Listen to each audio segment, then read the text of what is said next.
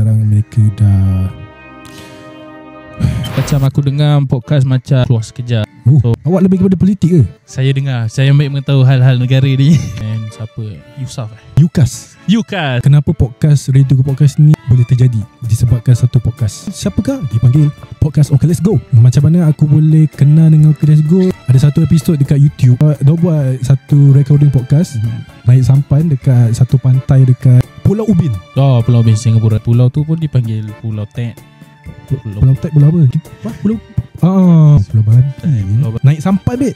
Tu recording semua kat sampan. Dia bawa mixer ni naik sampan. Tapi diorang ada tim lah. Bayangkan cameraman naik sampan. Banyak burung kan. Tiba-tiba dia lalu. Sebab dia tak lalu depan kita kan. Kira diorang respect kita ke? Yeah. Burung pada respect. Orang tak respect. Apa ni? Cakap orang Melayu. Okay Let's Go pun dah tak ada. Kita dah yang akan ganti Okay Let's Go lah. Tapi sekarang mereka dah diorang pun dah dibubarkan lah. Okay Let's Go. Aku tak pernah buat satu video penghargaan untuk Okay Let's Go. Bagi aku ruang boleh?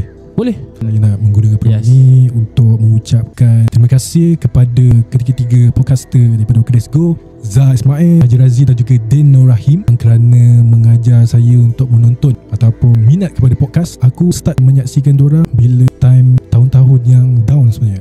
Aku cakap at my lowest point in my life lah time tu. So bila aku follow Okay Let's Go ni, kira macam ada peneman lah hidup. So selamat maju jaya buat anda semua di Okay Let's Go.